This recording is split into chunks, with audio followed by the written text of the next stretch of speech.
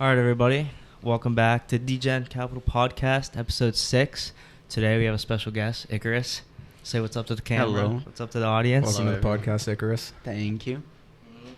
Sorry, everybody, we missed a week. We're on spring break from school, so there was no episode. But hey, we're back now. And it's going to be a good episode. It we is. got a nice guest on today. So. Some interesting stuff to talk about. Yeah, Zach, you want to start us off over here? I think you got a couple of things written up for today. All right. First, let's introduce Icarus. So you're an architecture student. Yes. You're working with Aaron over at the architecture. Mr. Ho's studio. Mr. Ho's studio. One of the best studios, let's say. Come on. For sure. Aaron told me that you are from Brazil. Yes. I'm That's originally from Brazil. I moved, I think, whenever I was 11. So, Oh, 11. yeah. Wow. 8 years ago. Wow. And you just been, living over here in Kent? No, I live in a city like 30 minutes away, and then I just commute over. Gotcha. Oh, So, nice. What's like, I don't know, like, what do you like and dislike about America compared to Brazil? Maybe like a culture shock whenever you came here. more or less. There's a lot of differences. Oh, yeah. Certain things where you're like so used to, it just feels weird not having it or being changed so much. Gotcha. Yeah. So yeah. What about, like, the food? Yeah, It's so like, what's one food that you love that is American, and one food you're just like, why do Americans eat this? yeah. Is it true that, like, the portions are, like, different from America to, like, Europe? Because I've heard that, like, the portions in America are, like, a lot bigger compared to, like, European Probably most nations. places. Or I don't know. I always All right, let's. I always ate at home, so like Yeah. for Portions me, I are did. regardless. Whatever portion I wanted. Gotcha. All right, so Icarus, you made an NFT collection. Yes, I've created a small some NFTs, NFT yes. collection. Yes. So what are these NFTs that you made? The idea behind them was trying to kind of create a environment in which could since in architecture it's kind of important especially in modern times, like you having the connection between the pieces you create, a larger environment, things like that. So kind of I started doing that a little bit with just having boxes, but that was kind of just more testing out how the actual blockchain worked and how the minting process and things like that, more than anything else at the moment. Just getting your toes in the water, seeing what it's like and stuff. Yeah. Nice. So right now you just made bedrooms. I made there the was bedroom and then I made the living room. I still have some of them that are just saved inside of my own personal computer, but right now it takes a while for me to render and also try to come up with the concept and things like that. So it always takes a little bit of time, and That's with pretty studio neat. Now not Not having that time. Right. That's time. awesome. I like how detailed it is. Yeah. Oh, dude. Yeah, I mean, it looks that looks really good. I mean, you put that on OpenSea, and Yeah. I've seen projects just like that being sold for a lot A of good ETH. amount. Yeah. Yeah. What was like the inspiration behind your project? Just being an architecture student and what. So do you like? Are you in like the crypto space and NFT? Do you follow, go on Twitter, dig around and stuff? I follow a lot of people. Never really talked to anyone yet, but like I always kind of look at different projects and stuff like that, and trying to understand a little bit more, because I don't think that the NFT itself is gonna be the end all be all. So I kind of am more interested in the potentials and stuff like that. So just kind of looking at potentials of how the smart contract works and things like that. So Gotcha. Yeah, the smart contract. That's crazy stuff. The technology behind that. yeah. It is. That's sick.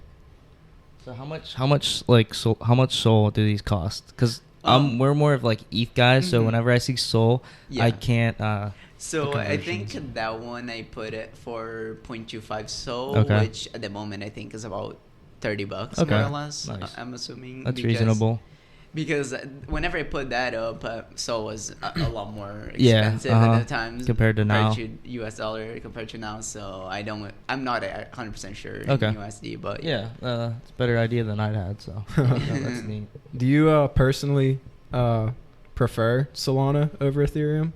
I prefer a blockchain in which you don't need to use a ton of money just to get the transaction. The gas fees. Oh, they're ridiculous. They're Yeah. ridiculous. I know that ETH plans on working on that whenever they're doing Like the merge. ETH 2.0. Whenever they go switch to POS, Mm-hmm. they're gonna decrease the fees by a lot. I mean, that's at least what they say. No, yeah, that's definitely what I'm mostly waiting for, is for them to actually do the process of that. Right. But at the moment, kind of impossible to deal with it. And like I said, it's not like this collection wasn't something that I was like, okay, I'm actually making a collection. Right, But like it's more just- a test of Right, understanding than exactly. anything. Nice. So would you plan on making like a legitimate collection in the future then?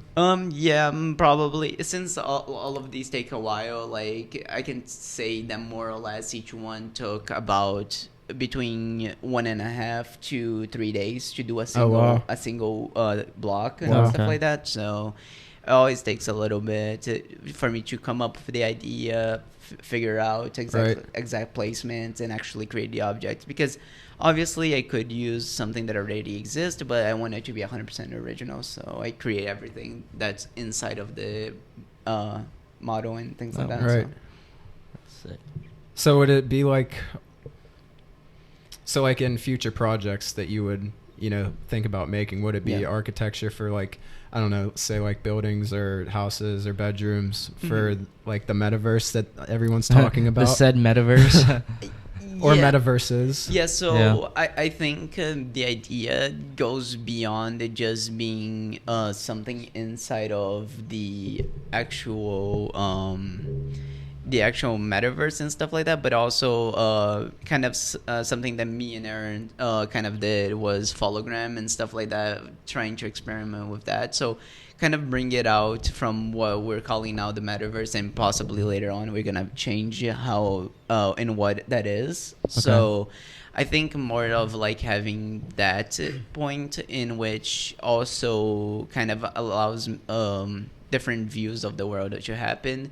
And also, kind of, I would like not to be such square rooms. I think that's a big mistake that I made the first time I tried to create these, because that doesn't create any relationship. And something that on our studio, me and Aaron is having is a lot of connection pieces and things like that. So I think whenever I start creating and developing an actual project and things like that, I think one of the interesting things is going to be creating simple connections that are able to allow a different connections between hundreds of pieces and things like that. Right. Okay. Okay. So I think that would be really cool. Like, not necessarily modular pieces, but like kind of like what we are doing in studio, having pieces like this piece kind of curves around another piece, and like so then that's one collection, and maybe the next time instead of curving this way, it curves that way. So it all connects together. Exactly, in a different way. So it's similar language, but like in a different way, if that makes sense. Yeah. Which I think would be really interesting. No, I pick up on that.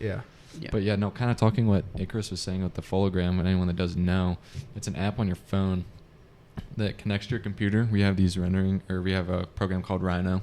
It's 3D modeling. Yeah. So we can model a building or whatever, and we can take our phones, upload it to our phones, and kind of see it in real space. Oh, so we can kind of like walk AI. through. So it's like augmented reality. Yeah, with our phones right now, because right now, I mean, the HoloLens and the other AR glasses are really expensive. $3,000. Yeah, I mean, exactly. Everyone's got a phone, so they kind of implemented like as a first step almost, kind of, so you can like scan the room and then kind of like look out and see it and change your physical model with your phone, which is something that's I think is really interesting and something we talked about quite a bit. That's very interesting. No.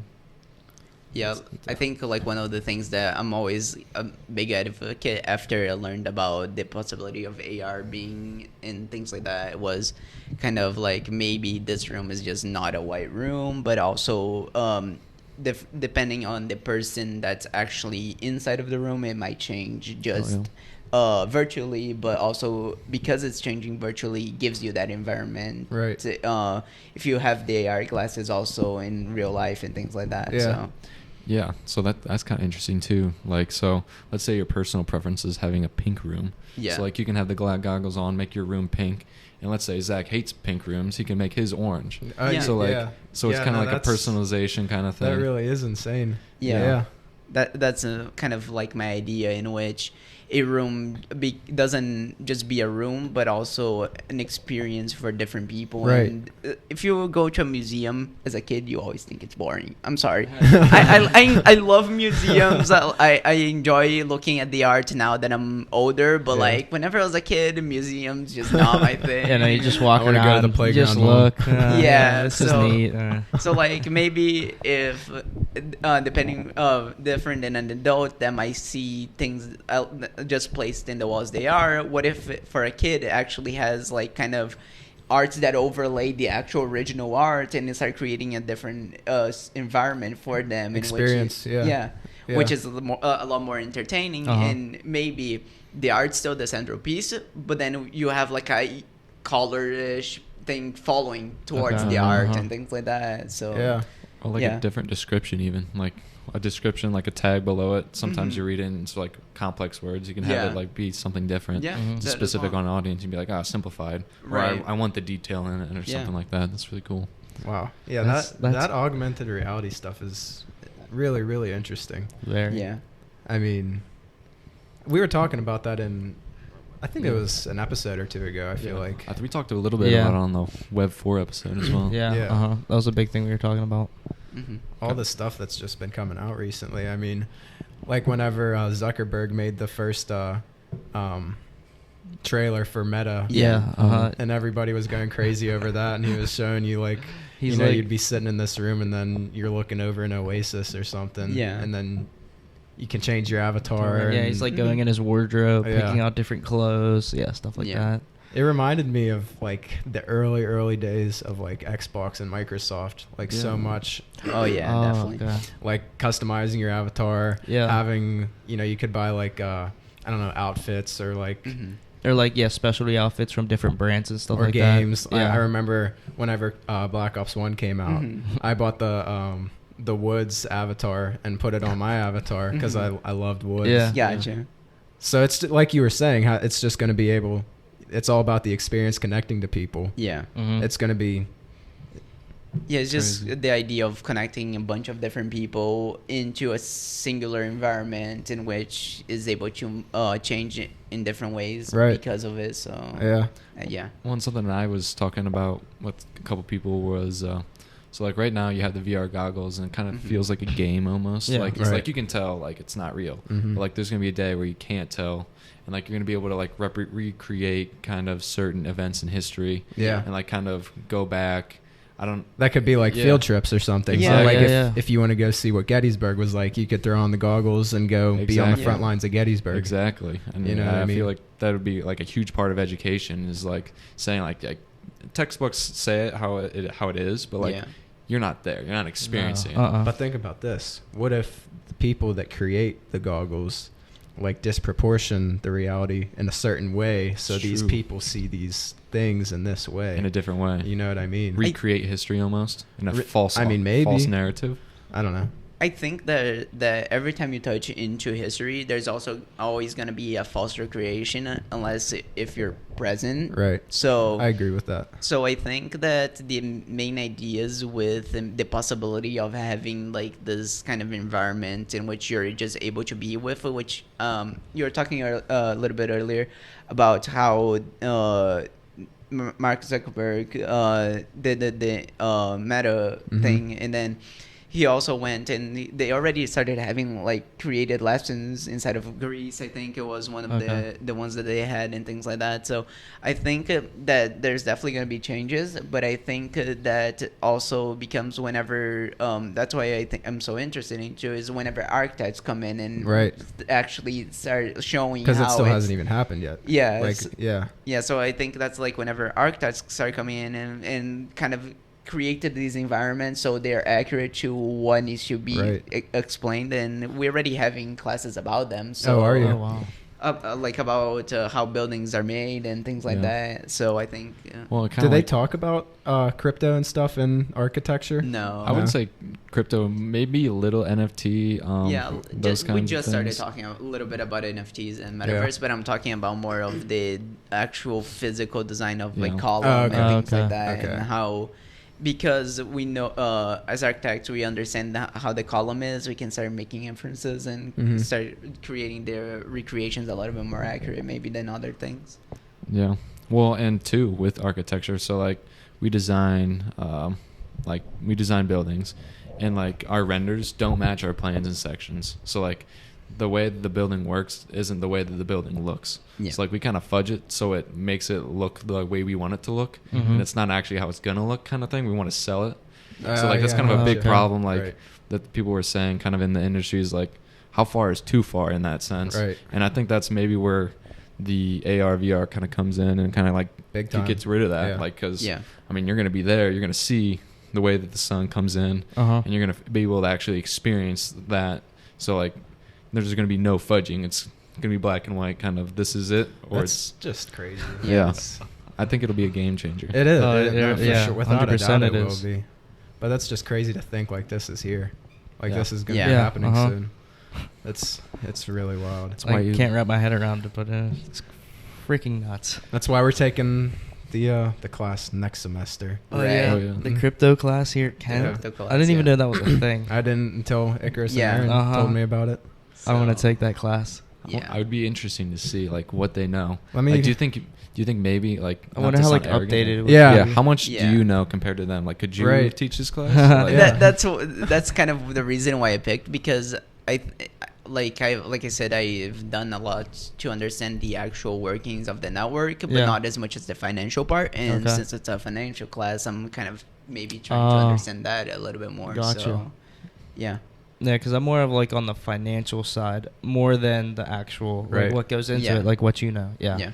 I'm pretty much with you, dude. I mean, I know a little bit about the ecosystems and blockchain and all the technology and smart contracts and everything, but I'm definitely more of the financial side. Yeah, that's what I would say for myself. But I do like to learn about it and understand how it works. Yeah, exactly. You know what I mean? Right here, it's saying for the class, it's saying digital currencies and distributed ledger technology will completely reshape the landscape of commerce and business. Course explores this from 3 different perspectives: the primary and secondary markets, and emergence of digital tokens, capital formation in the digital economy, and financial technology transformation via distributed ledger blockchain. That sounds pretty in-depth, yeah. It sounds like a legitimate class. I mean, I'm definitely going to take that. Yeah, for sure. I went to it was like a conference about this a few weeks ago, just about like how you can use cryptocurrencies like in your business and within contracts and stuff like that. And I was a little let down by it because I thought, we'd have some younger guy or somebody who knows what they're talking about.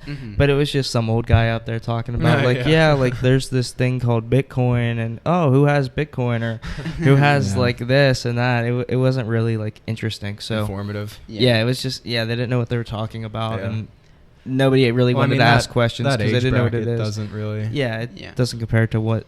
It's too old for that. That's why you watch the Degen-Capital podcast. Right. Exactly. Sir, the youngins out here teaching you. This is not financial advice. Never. Yeah, never. None of it is. Our motto. Yeah. Icarus. Yeah.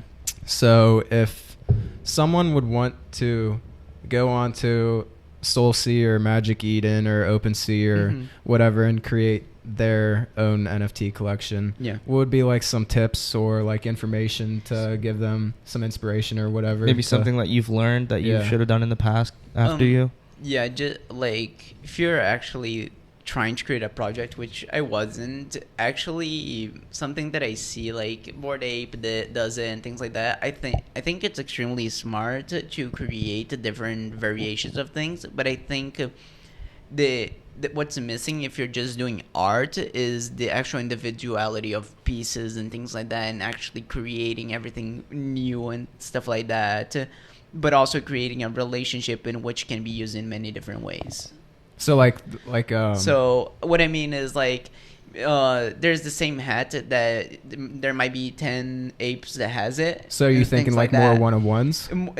Maybe instead of having 10 of the same hat, but having different single ones, but in which the connection of the hat exists in their own way and things like that. So having like the same hat, but maybe in like a different color or pattern or something? Yeah, a little bit, not only the same hat, but also because of the way that it's done, it's just a bunch of code. And I've taken an actual look into how to do that.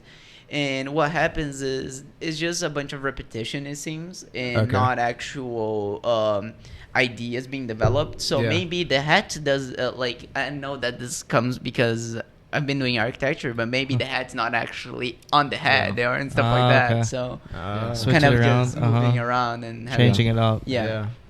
That is a big thing that we're doing is like, why do we do this? Okay, or do we do it this way? Let's do it this way instead. Yeah. Right.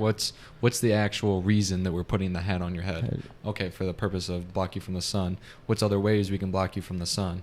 And then maybe that's a new kind of hat kind of thing. Thinking Yeah. outside the box. type stuff. Exactly, and I mean Yeah. that's what they're teaching us in school. Like Uh-huh. that's what we're paying for. Is those Yeah. critical thinking. It's almost skills. like a psychology class too. Right. It Exactly. sounds like it. There are Yeah. I know a couple people that are in psychology minors Oh yeah. with architecture. So That's it's like really Oh. really because interesting. exactly there's a lot about that. So That's neat. It's just so Yeah. neat. That's all I have to say about it. yeah, like well, and a lot of times people think like if you say, oh, you do architecture, like you're gonna just design buildings, but a lot of people don't understand what goes into the designing of the buildings. It's not necessarily just like, oh, we want a door here, we want a room here. It's just like, Yeah. how can we change the way that people feel or the way that they think about a specific thing, Yeah. and how can we get them to think that way in a different way now? So it's Flip like it up. it's just a bunch of mind games. Yeah, pretty I much. mean, yeah. That's crazy. When you're walking through a building, just remember a wizard built it. Yeah, The right. wizard. Aaron Romby, the wizard, built it. Oh, that's But no. cool. So like, do you think like NFTs that would be more like personalizable would be something like I think something to connect more with the person that owns that NFT? Maybe like, because I know right now the really big thing with the NFT art right now is like profile pictures. Yeah. Mm-hmm. So would like personalization be like? I think so, because my idea of for the NFT is not just to be an image. Like I said, it should go way beyond it, just an image, in probably just the ownership as well of certain objects and things like that. Go far beyond that, Mhm. in which yeah, I don't think it should be only personalized, but also the person has some creative input in Like some Yeah. utility. in the way. Yeah. Okay. So like maybe like we were kind of talking about, like just joking the hat, but with that the person is able to, instead of just owning the hat, actually own the hat in maybe in a way of, if it's in physical, you also have in digital. If it's Right. only digital, it's fine, but Right. then you kind of have this If you have it, interaction and yeah. If you have it both in physical and digital, Yeah. Yeah. that's like, because I know I was watching the Full Sun podcast when they had Lil Durk on, Uh huh. Mhm. and he was talking about, because his team is making an NFT collection, and they want to do like a clothing brand or something, and he's Uh-huh. talking about having sneakers, Yeah. and he wants to I heard he wants to make a sneaker line, Mhm. and he wants to have it digitized and physical. Yeah.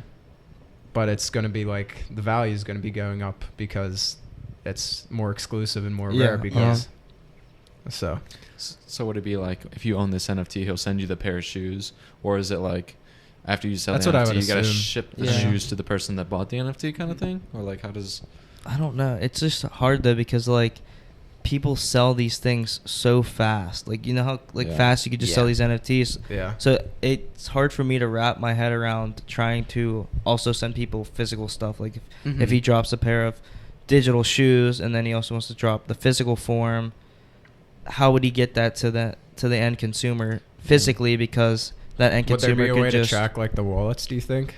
well, yeah, through the blockchain, but like That's kind of It's just- like where actually why I've studied a little bit more of the blockchain and stuff, Uh-huh. because I think in the ideal world, like a phone, a watch, a piece of clothes, the person is gonna some way have an identification code built into it, in Okay. which it just says that the person has ownership of that. So Gotcha. Like we had this one NFT that we bought. It was called Chains NFT, and actually, I think wasn't there 10,000 of them? Yeah, there was Yeah, like it was 10,000 of them. And actually, if you minted, they had like 50 rares, and if you Yeah. minted one of them, they'd actually send you a physical chain. Yeah. But you had to hold the NFT by like a certain date to Gotcha. actually receive that physical chain. Gotcha. Right. no, yeah. Yeah, that's how. Do you personally own or buy and sell any NFTs? Not NFTs, no. No. Crypto? Yeah, I've traded a little bit, but I think I've done them like more for the contracts and things like that, understanding more than that for that than anything else. Gotcha. When did you first start getting into all this stuff? So first started, I started in, I think, 2015. 2015. Wow. Yeah. Wow. But then I just didn't really kept up with it. So I did it for like a month or so and like things like that. So you do stuff Coulda- here and there, but you weren't like super Yeah. persistent or Yeah. keeping up with it Yep. consistent. So I kind of forgot basically until the kind of middle of last year, Whenever in it which it kind of started that was getting crazy. boom Yeah. again. So yeah.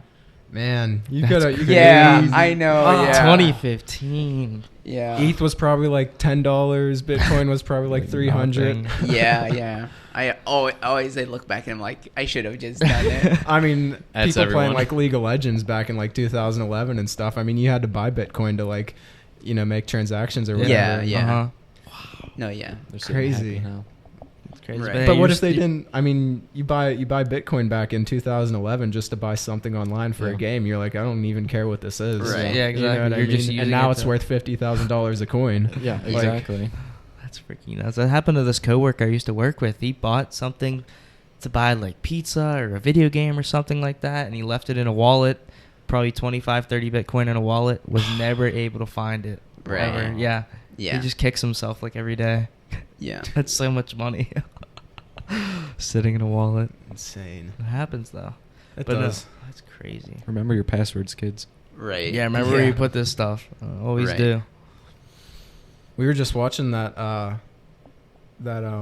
docu-film on Netflix. Oh, did you watch it? Yeah, I did you? watched it. Oh, that It was really about. good. Did you see it on Netflix? I saw it. I just didn't pique my interest, to be honest. Since No? I've been saying the entire podcast is I am more into the actual Yeah. behind of the Mhm. scenes. Yeah, right, So yeah. kind of I- the front of the scenes, not Yeah. my thing, but Yeah. yeah. I liked it, but there was just a lot of like, it was just very dramatic. It was dramatic, But- but it was just like interesting to Yeah, Gotcha. about that Canadian guy creating the, Quadriga. I said I yeah, didn't see it. What- creating what the. is- So it was this guy in Canada. I don't remember the year, but It was like 2016, 2017. okay, yeah, something like that. He created Canada's It was largest an exchange. exchange Yeah. Yeah. for like Bitcoin and crypto and stuff like that. And I mean, towards the end, people would put like their life savings on the line for this stuff Oh, into the jeez. exchange, or have money into it.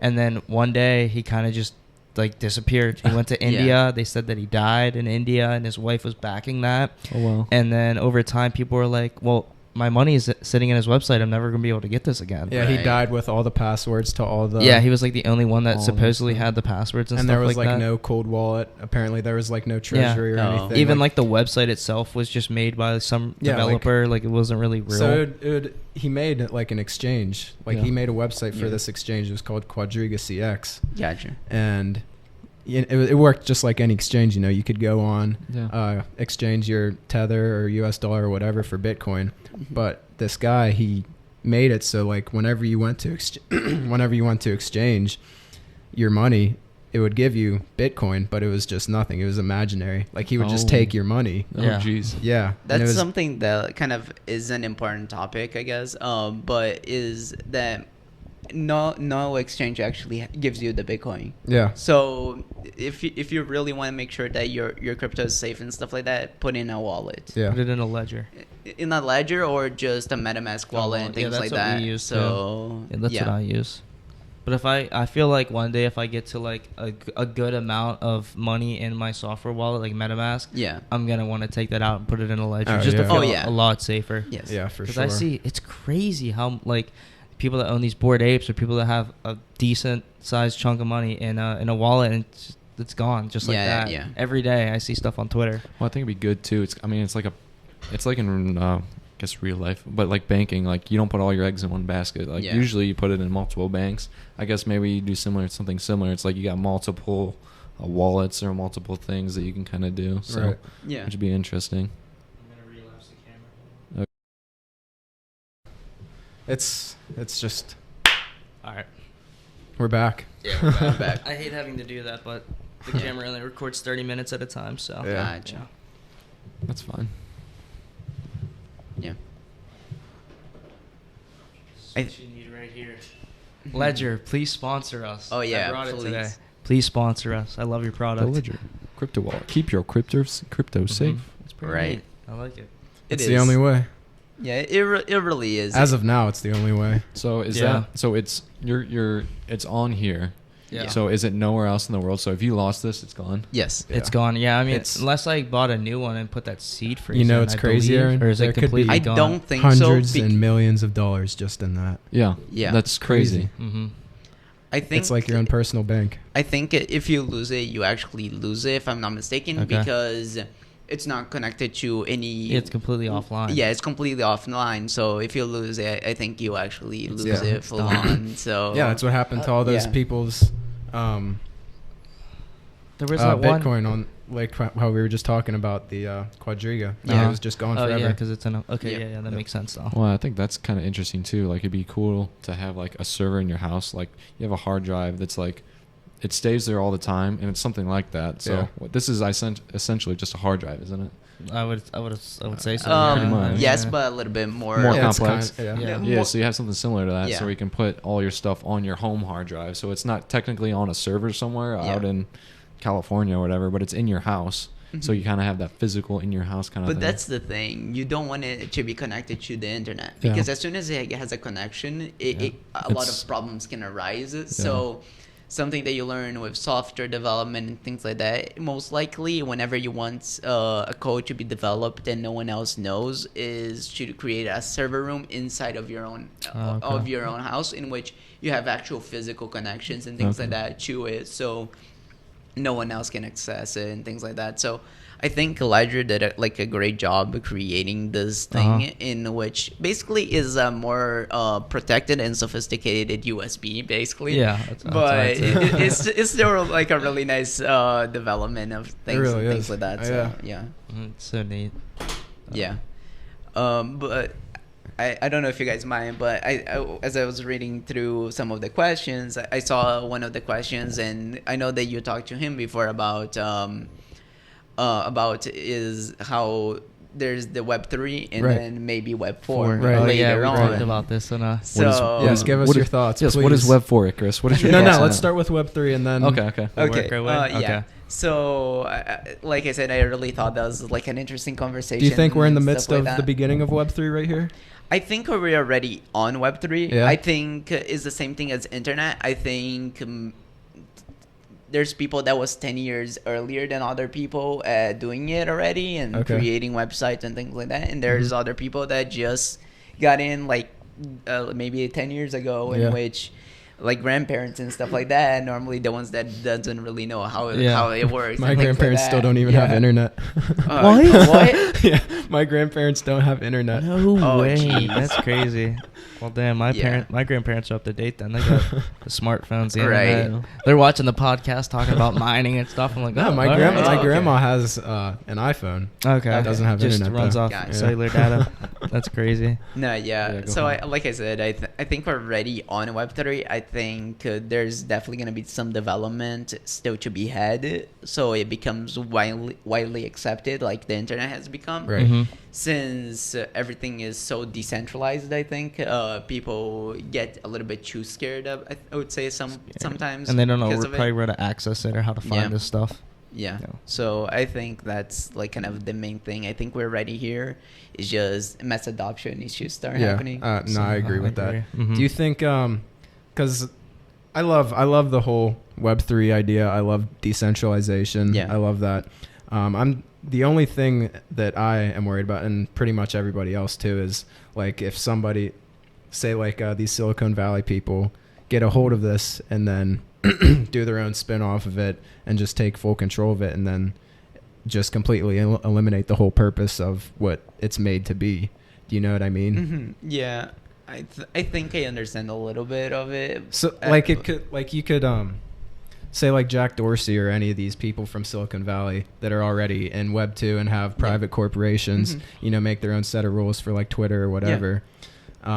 So whenever, like if they get a hold of like a firm grasp in this Web 3 industry and then they start you know, getting rid of the decentralization and keeping it more centralized, it could lead towards more of like a dystopian type of... I think it's kind of impossible to remove the decentralization, at least with the use of Bitcoin at the moment. Yeah. And Right. obviously Ethereum is kind of going towards a little bit more decentralization with the updates that they're thinking about rolling out and things like that. But I think it itself is going to be decentralized for a pretty good amount of time. But then that's why I really thought was interesting about what would Web 4 be. And then that's whenever I kind of maybe was like, it's definitely going to be probably centralized again. Yeah. Web 4, I think. So I think Web 3 has a great thing and it's going to work great. The only problem with Web 3 is that I think it'll become too decentralized. So interaction between people might become a little bit too difficult. I didn't think of it that way. Wow. So like the centralization in Web 4, like, I don't know, what would you explain like Web 4 to me? Like, so I something that kind of piqued my interest was with quantum computers and things like that. Okay. So basically they're giant machines, and for the foreseeable future, it doesn't seem they're going to get any smaller than what they are right now. So I think with that, since they gotta be big machines, I think corporations is gonna get back eventually the power that they that's what I was trying to started get at to have. Previous point, yeah. But I think that won't happen directly in Web 3 because Web 3 is just focused so much on Web the 4 is when that will happen. Interesting. So I think because that's what I was trying to say to you earlier. I just couldn't get it out, but like, that's what I was thinking. Like, I don't know if I like Web 4. I don't want to be there for that. I don't know if anyone will like it. The thing is, I think there's going to be obviously regulations need to be placed and things like that, but I think it's eventually going to happen because as soon as a quantum computer is actually realized and able to be used by the public, basically everyone's going to be able to break any other computer that existed before it. So I think the part of security is you kind of need to until obviously I don't even think it would be possible, but until everyone would have a quantum computer, you kind of need to be centralized. Yeah. So what is the difference between a quantum computer and like a normal computer? What is the difference other than being massive? Like what is it? So a quantum computer different than an actual computer. Computers use like capacitors, resistors, and other things to kind of create the code and kind of do the equations for the code. And that's whenever you kind of see cores and stuff like that pop up as like kind of the amount of processing and things like that can be done. And with that, that's like kind of the normal computer. With a quantum computer, if I'm not mistaken, I think they use helium, and how the helium moves throughout pieces, it does the equations. Oh wow! And things like that. So the process basically is just like way faster than what an actual computer is able to do, and things like that. So I think it's like a computer on steroids. Yeah, pretty much. That's why I'm saying eventually we most likely gonna need to move to a more centralized thing until something is more readily available and safe. So gotcha. Yeah. It's alive. It's alive. And also that's why the ledger is good, because if it's not in the network, even if it is decentralized, you can maybe have that security and things like that. So I think it's going to be a balance between both of them actually when we go to Web 4 and even... Do you think we'll see Web 4 in our lifetime? I think so. Yeah. I would say yes. Maybe really late in our lifetime, but because if you think about the development of the internet and like Web 1 and Web 2 kind of has been almost 30 years. I'd get 30, 40 years, Yeah, obviously 40 years ago was kind of like the real start in which kind of nothing was developed. So I don't know exactly where it would start, but like if you think about, you put 40 years ahead of us, or even a tiny margin of error, maybe a little 50 years, maybe longer, since everything is getting way more difficult to develop. Yeah. But maybe later in our life. Yeah, I think we'd see it later in the lifetime. Well, I agree with that. our access to information has grown immensely. Yeah. Like we have access to anything that we want in our pockets, Pocket, basically. right there. Yeah. And if you I'd say that we're smarter than people, like generations ago, because we have access to that information. Mhm. Yeah. I don't know. No, without a doubt. I'd say so. I'd say so. I'd have to agree with that. Mm-hmm. That's a pretty good statement. Well, yeah, I was thinking about it. Like Lego Star Wars just came out. Super fun. We gotta always go back to Lego Star Wars. Right. Love it. But nowadays, you just look on your phone for the codes, punch in the codes from your phone. You used to have to go buy a book or find where the books are sold, buy the book, open the book, and then type in all the codes. Then after you bought the book, and that was like a 2-week process. Right. Like everything's just so much faster now. Yeah. Type in Yeah. 5 words and there's hundreds of them right there. Right. Exactly. Yeah. You got everything at your fingertips. I don't even need to look for it. I already find it. Yeah, exactly. Kind of just scrolling through Instagram or Yeah, Twitter and just stuff like that. Pop It's up. already there. Yeah, right in Screenshots. front of you. Right. That's good. Crazy. You have any more questions? Anything else? Anything I else? mean, I At feel all? like we covered pretty much everything. Yeah, we covered a Yeah. lot. Would you like to touch on anything else? Anything else Icarus? you'd like to say? No, I think basically the touch that I wanted to do was on Web 4 and stuff like that, because I really do think progression in this space is going to be high, and also it's going to change a lot, and people kind of need to understand how that is going to change, and kind of need to try to understand how that change can happen and how it works. So I think Awesome. that's going to be like the main thing. Nice. All right. We appreciate it. Yeah, Icarus. well, thank you were for awesome, coming on. Awesome guest. Yeah, literally, Love I it. loved hearing the back end of this stuff because, Oh, yeah. like I said, more of the financial, but this is Yeah. awesome. Yeah. All right, everybody. Well, thank you for watching Degen Capital, episode 6. Catch us on YouTube, Spotify, and TikTok. We'll see you next week. Thank you for watching. Awesome. Thank you. Make sure to go follow Thank Icarus you. on. Yeah. Do you have Instagram? Twitter, anything? I normally don't ask people to follow, but as soon as I create a collection, All right. just follow. Well, Yeah, we'll we'll shout shout that out the collection. Keep an eye out for that, everybody. All right, thank you.